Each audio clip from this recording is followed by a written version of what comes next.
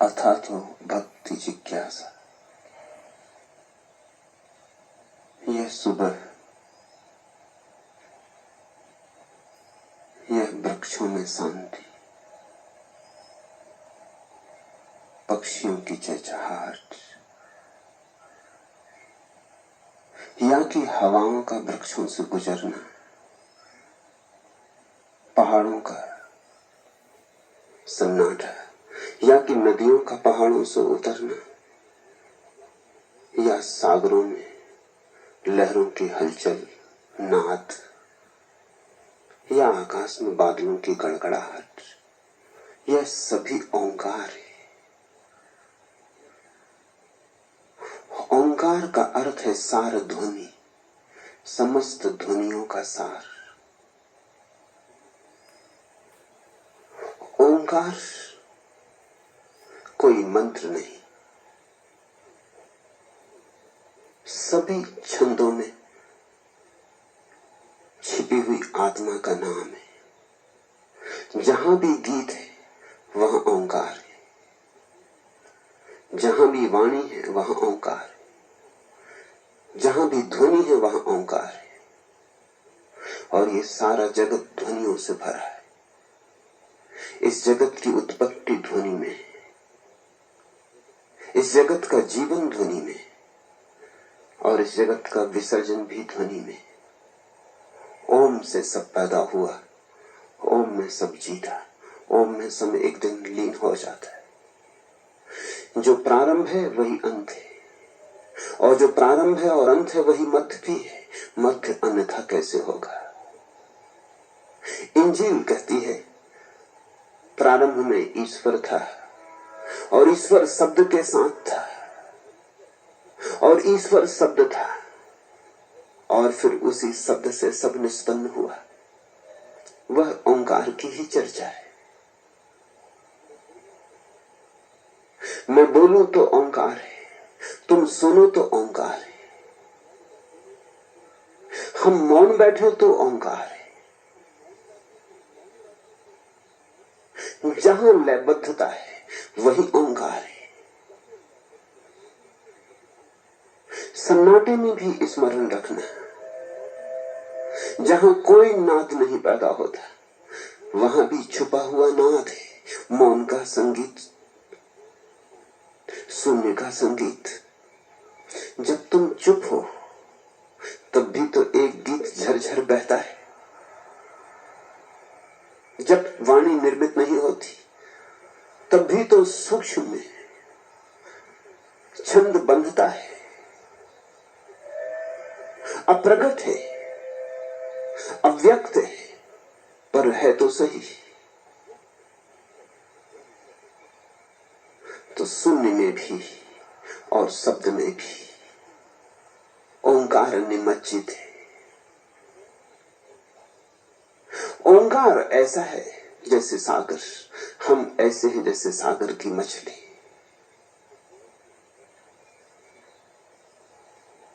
इस ओंकार को समझना, इस ओंकार को ठीक से समझा नहीं गया है। लोग तो समझे कि एक मंत्र है, दोहरा लिया। ये दोहराने की बात नहीं है। ये तो तुम्हारे भीतर तो छंदोबद्धता पैदा हो तभी तुम समझोगे ओंकार क्या है। हिंदू होने से नहीं समझोगे, वेद पाठी होने से नहीं समझोगे, पूजा का थाल सजाकर ओंकार की रटन करने से नहीं समझोगे। जब तुम्हारे जीवन में उत्सव होगा तब समझोगे, जब तुम्हारे जीवन में गान फूटेगा तब समझोगे, जब तुम्हारे भीतर झरने बहेंगे तब समझोगे। ओम से शुरुआत अद्भुत है। ओम अथातो भक्ति जिज्ञासा। उस ओम में सब आ गया। अब आगे विस्तार होगा।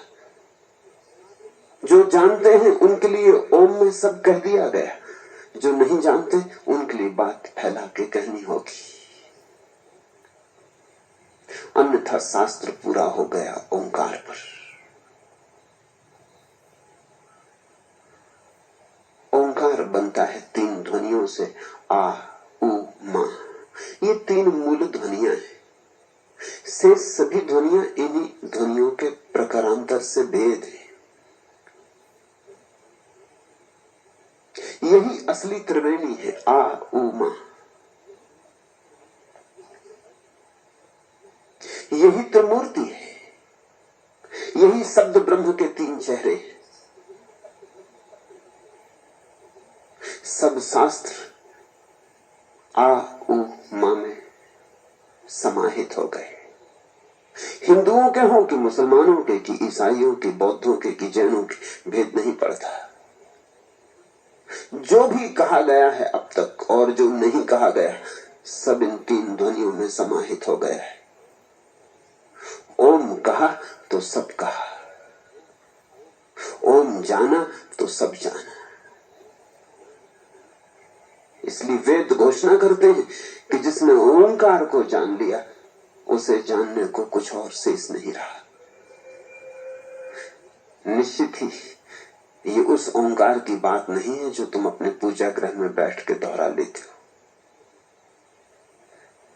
ये ओंकार तो तुम्हारे पूरे जीवन की सुगंध की तरह प्रकट होगा तो समझोगे। तुम्हारे जीवन में बड़ी छंदहीनता है। तुम्हारा जीवन टूटा फूटा हुआ सितार है, जिसके तार या तो बहुत ढीले हैं या बहुत कसे हैं, और जिस तार पर कैसे उंगलियां रखें उसका शास्त्र ही तुम भूल गए हो, और जिस सितार को कैसे बजाएं, कैसे निनादित करें, उसकी भाषा ही तुम्हें नहीं आती। तुम सितार लिए बैठे हो, सितार में छिपा संगीत तुम्हारी प्रतीक्षा करता है, और जीवन बड़ी पीड़ा से भरा है। ये सारी पीड़ा रूपांतरित हो सकती है। तुम गाओ, तुम गुनगुनाओ, तुम्हारे भीतर की सरिता बहे, तुम नाचो। भक्ति जीवन का परम स्वीकार है। इसलिए शुभ ही है कि सांडिल्य अपने इस अपूर्व सूत्र ग्रंथ का उद्घाटन ओम से करते हैं। ठीक ही है, क्योंकि भक्ति जीवन में संगीत पैदा करने की विधि है। जिस दिन तुम संगीतपूर्ण हो जाओगे, जिस दिन तुम्हारे भीतर एक भी स्वर ऐसा न रहेगा जो व्याघात उत्पन्न करता है, जिस दिन तुम बेसुरे न रहोगे, उसी दिन प्रभु मिलन हो गया। प्रभु कहीं और थोड़ी, छंदबद्धता में, लयबद्धता में। जिस दिन नृत्य पूरा हो उठेगा, गान मुखरित होगा, तुम्हारे भीतर का छंद जिस क्षण स्वच्छंद होगा, उसी क्षण परमात्मा से मिलन हो गया। इसलिए तो कहते वेद कि ओम को जिन्होंने जान लिया, उन्हें जानने को कुछ शेष न रहा। ये शास्त्र में लिखे हुए ओम की बात नहीं है, ये जीवन में अनुभव की गए अनुभूत छंद की बात है। गायत्री तुम्हारे भीतर छिपी है, भगवत गीता भी। कुरान की आयतें तुम्हारे भीतर मचल रही, तड़फ रही। मुक्त करो। तुम्हारे भीतर बड़ा रुदन है, जैसे किसी वृक्ष में हो जिसके फूल नहीं खिले, जैसे किसी नदी में हो चट्टानों के कारण जो बह न सकी और सागर से मिल न सकी, जिस वृक्ष में फूल नहीं आते उसकी पीड़ा जानते हो। है और नहीं जैसा।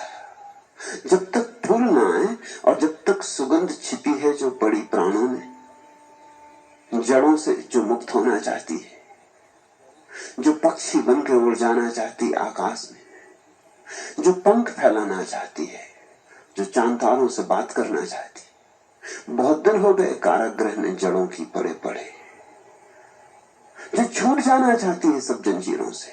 जब तक वह सुगंध फूलों से मुक्त न हो जाए तब तक वृक्ष तृप्त कैसे हो, तब तक कैसी तृप्ति, कैसा संतोष, कैसी शांति, कैसा आनंद। तब तक वृक्ष उदास, ऐसे ही वृक्ष तुम हो। तुम्हारे भीतर ओंकार पड़ा है, बंधन में, जंजीरों में। मुक्त करो उसे, गाओ, नाचो,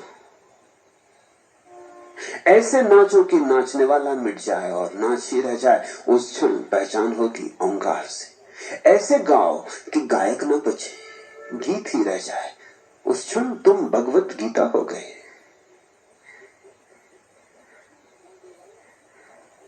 जिस क्षण गाने वाला भीतर न हो और गान अपनी सहज स्फुरना से बहे, उस क्षण तुम कुरान हो गए। उस दिन तुम्हारे भीतर परम काव्य का जन्म हुआ। उस दिन जीवन साधारण न रहा, असाधारण हुआ। उस दिन जीवन में दीप्ति आई, आभा उपजी। इसलिए ओम से प्रारंभ है। इस ओम में इशारा है कि तुम अभी ऐसे वृक्ष हो जिसके फूल नहीं खिले और बिना फूल खिले कोई संतुष्टि नहीं, कोई परितोष नहीं। ओम अथा तो भक्ति जिज्ञासा। और ये तुम्हें ख्याल में आ जाए कि मेरे फूल अभी खिले नहीं, कि मेरे फल अभी लगे नहीं, कि मेरा वसंत आया नहीं, कि मैं जो गीत लेकर आया था मैंने अभी गाया नहीं, कि जो नाच मेरे पैरों में पड़ा है मैंने घूंघट भी नहीं बांधे, वो नाच अभी उन्मुक्त भी नहीं हुआ। ये तुम्हें समझ में आ जाए तो अथा तो भक्ति जिज्ञासा, फिर भक्ति की जिज्ञासा। उसके पहले भक्ति की कोई जिज्ञासा नहीं हो सकती। भक्ति की जिज्ञासा का अर्थ ही ये है कि मैं टूटा फूटा हूं, अभी मुझे जुड़ना है। मैं अधूरा अधूरा हूं, अभी मुझे पूरा होना है। कमियां हैं, सीमाएं हैं हजार मुझ पर, सब सीमाओं को तोड़कर बहना है। बूंद हूं अभी और सागर होना है। अथा तो भक्ति जिज्ञासा।